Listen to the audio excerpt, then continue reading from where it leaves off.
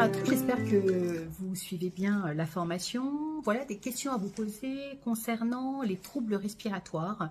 Donc c'est très simple pour les troubles respiratoires, surtout pour les personnes qui ont été vaccinées et qui ont subi le Covid-19.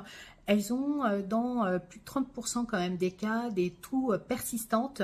Donc c'est très simple, il va vous falloir une cuillère à soupe. Vous allez y mettre 2 gouttes d'huile essentielle de thym à thymol, qui est un antibactérien extrêmement puissant.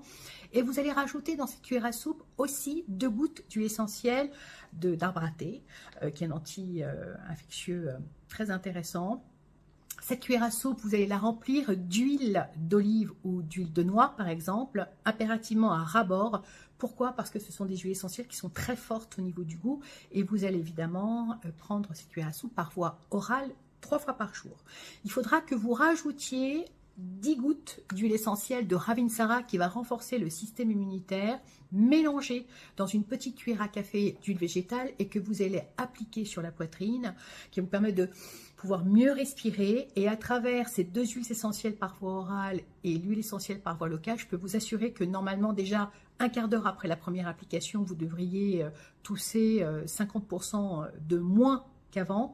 Et si vous le faites matin, midi, soir, je pense que dans les 2-3 jours qui suivront, vous serez débarrassé de votre toux. Donc c'est vraiment un remède qui peut être très intéressant pour vous. On va parler maintenant des huiles végétales, puisque vous êtes en train d'apprendre plein de choses sur les huiles végétales.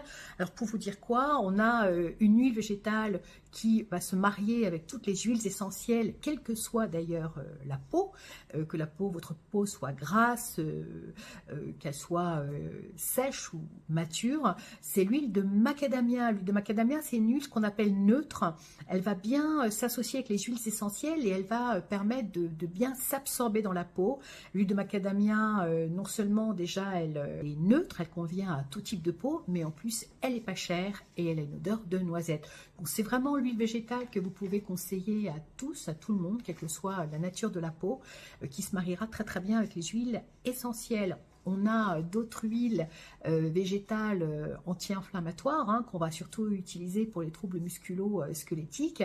On a l'huile de nigel, l'huile de calophylle, l'huile d'arnica ou de calendula. Ce sont ces 4 huiles végétales qui vont évidemment surtout être très bénéfiques lorsqu'on aura des lumbagos, des torticolis ou des tensions musculaires.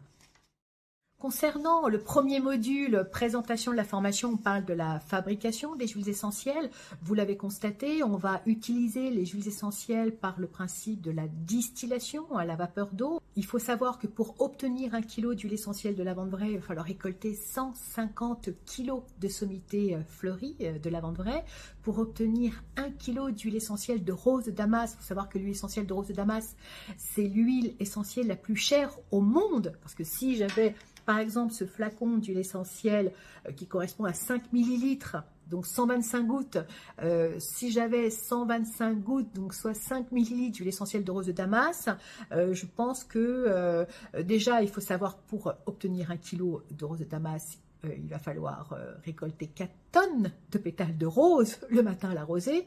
Et si je voulais donc m'acheter un flacon d'huile essentielle de rose de Damas, ça va me coûter pas loin, à mon avis, d'un petit 150 € quand même. Donc c'est vraiment l'huile essentielle la plus chère au monde. Il faut savoir que les fleurs en général sont très chères. En tout cas, la fabrication d'huile essentielle, c'est évidemment par le principe de la distillation à la vapeur d'eau. Et d'ailleurs, vous pouvez constater quand vous prenez par exemple du thym ou de la lavande dans vos mains, vous les frottez, par l'action de la chaleur va se dégager des molécules aromatiques qui seront des molécules chimiques naturelles et c'est elles qui vont pouvoir avoir des bienfaits thérapeutiques. Dans le deuxième module, comment utilise-t-on les huiles essentielles et quels sont les critères des huiles essentielles à obtenir? Donc j'en ai parlé, il va falloir que les huiles essentielles soient évidemment issues de l'agriculture biologique, il va falloir qu'elle soit récoltée dans des endroits évidemment dénués de pesticides, plutôt dans des environnements loin des industries, enfin surtout des entreprises industrielles, mais il est impératif que sur le flacon, vous ayez et le nom français et le nom latin et la partie de la plante utilisée, on est d'accord. En général, vous devez trouver, c'est des petites annotations qu'on voit à peine ici, donc les principales molécules chimiques qui sont contenues dans cette plante, et aussi évidemment un numéro de lot qu'on voit là inscrit, et en général une date d'expiration, soit qui est inscrit ici sur le flacon, soit qui est inscrit ici sur le boîtier qu'on trouve là. Donc en fait, il est nécessaire pour s'assurer que l'huile essentielle est quand même de qualité, soit on va chez le fabricants d'huile essentielle, donc chez les producteurs locaux. Et là, on a, à mon avis, des huiles essentielles extrêmement pures, on est bien d'accord, qui sont en général de très très bonne qualité. Soit, je parle en France évidemment, soit on va acheter des huiles essentielles donc dans des pharmacies ou dans des boutiques de produits naturels, mais il faut impérativement que vous ayez la notation bio qui soit précisée. Il faut que vous ayez toutes les indications dont je vous ai parlé et les principales molécules chimiques et la date de fabrication et la date de justement le numéro de lot et la date d'expiration, plus effectivement le nom latin. Donc ces éléments-là sont nécessaires pour s'assurer de la qualité des huiles essentielles. Concernant le tableau moléculaire, alors évidemment, la question que je peux vous poser, c'est pourquoi les huiles essentielles contiennent toujours plusieurs indications thérapeutiques. La question est simplement, d'abord, qu'il faut savoir qu'il existe pas loin de 200 à 300 huiles essentielles dans le monde, on est bien d'accord, mais on aura par exemple effectivement l'écorce de Chine, l'écorce de cannelle de Chine, et on aura la feuille de cannelle de Ceylan.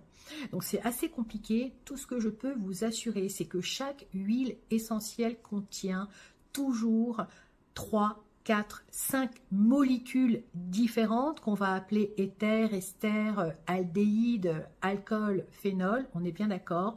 Il existe 10 000 molécules chimiques naturelles, mais tout ce que je peux vous assurer, c'est que chaque huile essentielle contient toujours plusieurs molécules avec des pourcentages plus ou moins importants, à savoir par exemple que l'huile essentielle de lavande officinale, elle va contenir par exemple 30% d'alcool, 20% d'éther, 30% d'ester, alors que le lavande aspic, elle peut contenir des molécules semblables, mais avec une molécule d'oxyde qui a des propriétés aussi expectorantes et anti-infectieuses de façon plus puissante, peut-être 40% effectivement d'oxyde. Donc simplement, rien n'est magique dans l'aromathérapie. Elles ont toutes une explication scientifique.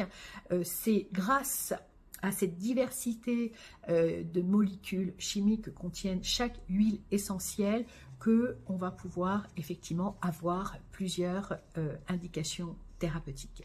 Pour les diffuseurs, alors pour les diffuseurs, c'est très simple, il existe plusieurs diffuseurs. Les diffuseurs qui sont vendus en officine sont plutôt bien, souvent, et de plus en plus on propose des diffuseurs avec un système de brumisation, ce qui est très intéressant, c'est qu'il y a des molécules d'eau qui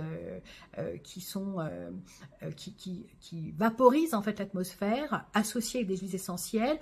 Je proposerais de mettre à peu près 10-15 gouttes d'huile essentielle. J'ai plus envie de vous encourager à choisir, à acheter des huiles essentielles en unitaire que à acheter des complexes d'huile essentielle, tout simplement parce que les complexes d'huile essentielle qui sont proposés par les laboratoires contiennent certaines huiles essentielles, à mon sens, très irritantes pour les yeux, comme effectivement la cannelle, le giroflier, qui, à mon sens, n'a pas sa place. Ce sont des huiles essentielles extrêmement puissantes, mais tout ce que je peux vous dire, c'est que je vous encourage plutôt à acheter des huiles essentielles en unitaire, des diffuseurs par le système de brumisation, et c'est vrai que si vous laissez diffuser votre diffuseur dans la pièce 1 heure le matin, 1 heure le soir, à mon sens, je n'y vois aucun inconvénient, aucune toxicité, surtout si on est dans des huiles essentielles d'agrumes comme la mandarine, l'orange douce, le petit grain bigarade, qui sont des huiles essentielles en plus relaxantes et apaisantes.